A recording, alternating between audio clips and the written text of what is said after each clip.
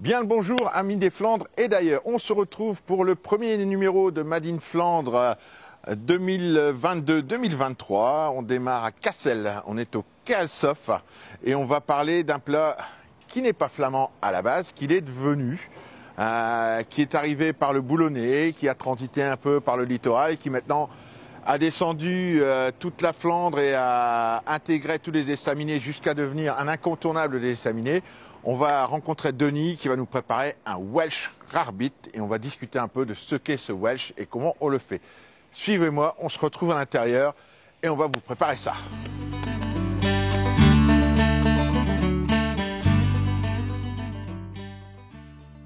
Tu nous reçois dans ton établissement, Kalsof, à Cassel. Oui. Depuis combien de temps tu es ouvert ici, toi? On a créé cet estaminet il y a une vingtaine d'années maintenant. Une vingtaine d'années, ouais. Alors, on va parler d'un plat qui n'est pas flamand. Non. À l'origine. On va discuter un peu, on va faire un peu l'historique justement tout en cuisinant. Ouais, ouais. Hein, on va parler du Welsh qui est maintenant un incontournable des estaminets. C'est vrai que ça est devenu. Hein. Moi, quand j'ai commencé, on n'en faisait pas, mais... Et ça fait une dizaine d'années où c'est devenu vraiment l'incontournable. Ouais, très populaire. Très très populaire. Ouais. Très populaire. Il en faut. Maintenant, oui. Il en faut sa carte du moins en hiver. L'été, c'est un peu... Mais il y en a plein qui aiment le prendre l'été. Hein. Ah. Bon, enfin, le soir en terrasse, c'est toujours sympa aussi. Mais c'est un peu lourd pour l'été. Hein. Oui. Enfin, ça dépend lequel, hein, évidemment. Évidemment. On va te suivre en cuisine. Ouais. On va voir un peu ça.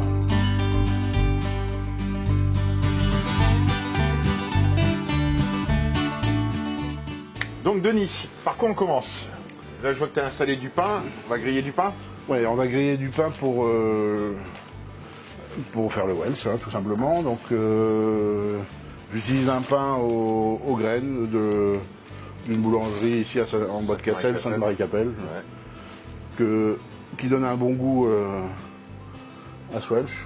Pendant que le pain grille, on va parler un peu du cheddar. Oui. Donc, vous allez voir pour la recette, le cheddar est déjà râpé pour aller plus vite, effectivement. Mais sinon, le cheddar, voilà, c'est ça. Donc, celui-ci vient directement d'Angleterre. Et on voit qu'il n'est pas orange, parce que le cheddar, il y en a de toutes les sortes.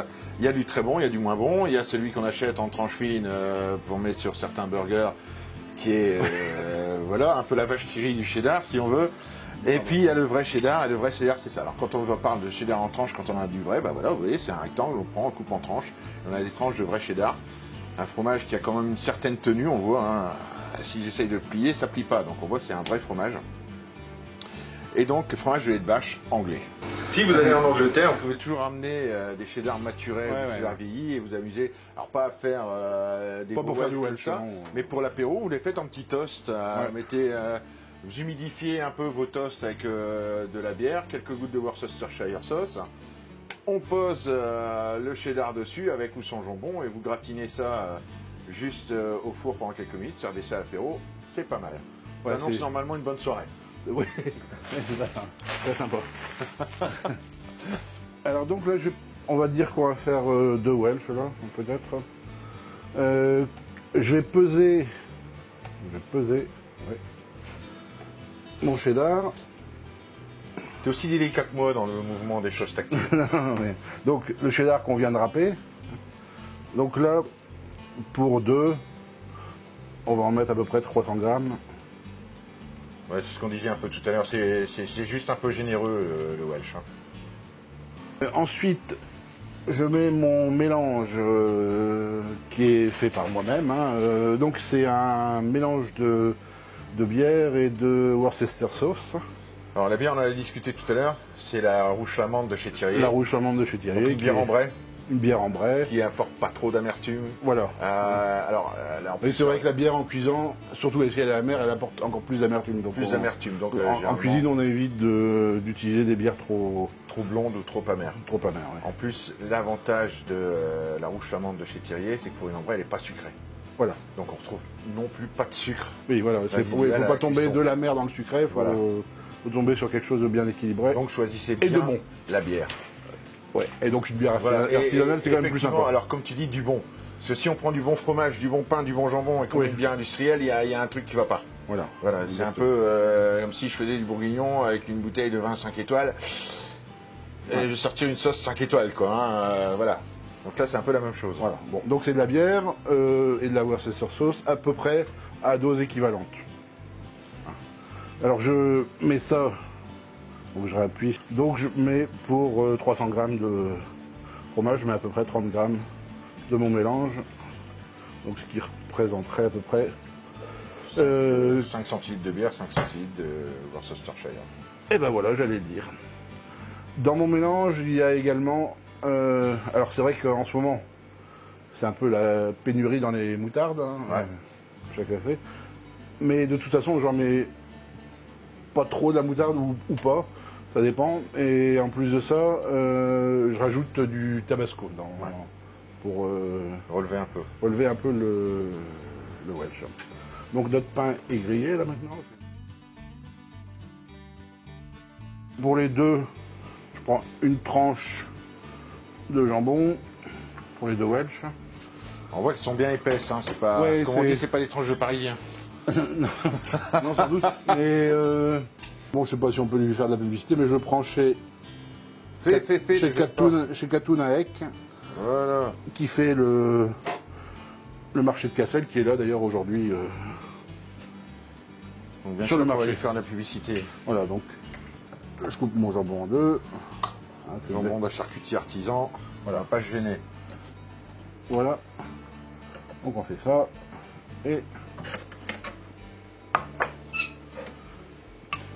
Et voilà. Donc jambon, pain, pour l'instant. Enfin d'ailleurs, il y a rien. Classique et rien de compliqué. Hein. Le pain grillé, ça donne aussi bien du goût. Hein. Faut pas l'oublier. Donc maintenant, je vais faire chauffer mon fromage. Je goûte le jambon, ma femme me nourrit pas. Oui, je vois ça, mais je suis parti. je m'en suis rendu compte. Je me suis dit, oh le pauvre garçon. Bah ouais. C'est bon ça. Oui, c'est du bon jambon. Jambon, quel goût de jambon? Voilà. Le fromage, on fait attention à le faire fondre tout doucement, à pas trop le chauffer.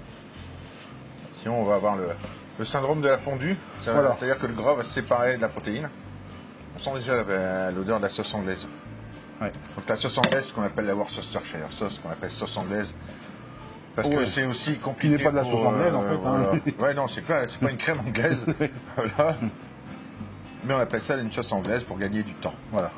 Parce que généralement, quand on débute la Worcestershire sauce, on a un moment avant de la trouver. Donc le fromage, faut qu'il soit juste fondu, pas trop liquide. Alors chez vous, ça c'est quelque chose qu'on peut faire au micro-ondes. Alors, Ouais, on le met au micro-ondes par 30 secondes. ouais, voilà. 30 secondes, on ressort, on mélange. 30 secondes, on ressort, on mélange. 30 secondes, on ressort, on mélange. Faut toujours bien mélanger Ouais, entre deux, pour éviter justement la séparation. la séparation du fromage. Quel duo on fait? Ouais, impressionnant. Hein. À plus d'un titre, d'ailleurs. Ah ouais. Donc on va maintenant revenir sur le grill. Donc voilà. Hein. Tiens, je vais vous poser une question. Toi qui fais Oui. des tartes au fromage de Berg et tout ça, t'as jamais pensé à faire un Welsh au fromage de Berg? Ben, alors, le fromage de Berg, c'est un fromage pour ce qui est de fondre. Compliqué, parce qu'il est très peu gras. Voilà, c'est ça. C'est, S'il est fait au lait crémé, oui, et puis c'est le lait de cette fameuse vache rouge amande est moins gras aussi que le lait d'autre. C'est quasiment un fromage de régime diététique naturellement. ouais, Berg, il est hein, plus donc- riche en, Mais il est très bon, hein, en c'est- protéines, mais il est ouais. moins gras. Voilà, donc là on répartit le fromage grossièrement, de toute façon tout ça, ça va fondre. Et puis voilà, bah c'est prêt tout simplement. Donc maintenant on va le passer au grill, Oui. alors très rapidement, hein, ça va durer quelques minutes.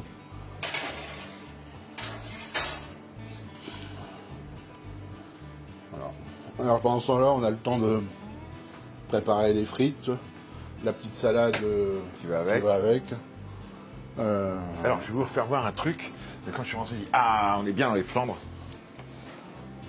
Regarde un peu. Zoom, zoom, zoom, zoom, zoom. Là. Zoom là. Binge. Voilà. Là, on se trompe pas. Là, on est vraiment chez un amoureux de la frite. Voilà. Si vous voulez tout savoir sur les frites, n'hésitez pas à retourner en arrière et à voir l'émission spéciale frites qu'on a faite chez mon copain Jean-Charles de Bailleul à Flêtre. Pas à Bayonne, ni à Castres. Ni à Bayonne, ni à Castres, mais bien à Flêtre. Le café de la mairie à Flêtre. Et voilà, donc là, il commence à gratiner doucement. Gratiner, donc on le fait pas trop gratiner, on le fait gratiner un peu pour que... On rajoute la gourmandise. Un peu de goût, quoi, mais... Ouais. Il y a des restaurants qui ne servent pas gratiner, ils servent juste ça. C'est un peu dommage. Bah oui, dans ce cas-là, ça sert à rien de passer au grill. Hein. Ouais. Donc voilà. Je commence à... Donc au final... Hop là.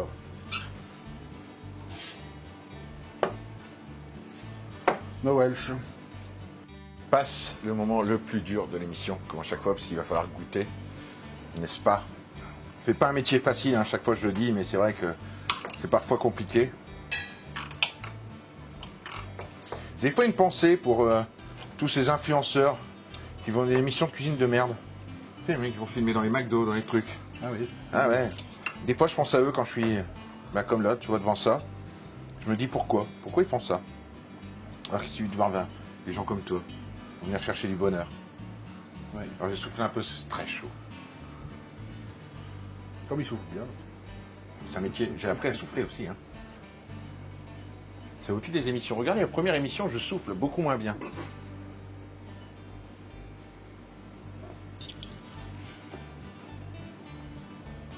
Ça, c'est du très très bon. En même temps, on garde le croustillant du pain. On n'a pas ce pain qui est des fois imbibé directement à la bière et qui devient un peu flasque ou qui ne tient pas. Ou... Là, on garde le pain. Ça fait un peu... Vraiment un peu la recette originelle du wesh qu'on parlait tout à l'heure, où théoriquement le wesh rarbit, donc c'était pour les Gallois qui n'avaient pas d'argent, qui faisaient griller du pain, qui faisaient fondre du fromage dessus, et c'était censé remplacer la viande de lapin. Alors ça, ne me demandez pas pourquoi, mais c'est un peu, quand on a préparé l'émission, on a regardé un peu dans l'historique, toi aussi. Oui, après il y en a qui créent aussi des légendes un peu bizarres. Ouais. Hein. C'est vrai que le pain comme ça avec les céréales, c'est très très bon. Généralement, moi j'utilise un bon pain de campagne aussi. Oui, non, mais après... Voilà, mais j'avais jamais pensé au pain aux céréales. Et il faudrait que j'y pense. Je ressouffle. C'est vrai qu'il le fait bien. Hein. Tu vois, le léger frémissement de la moustache en soufflant. Métier.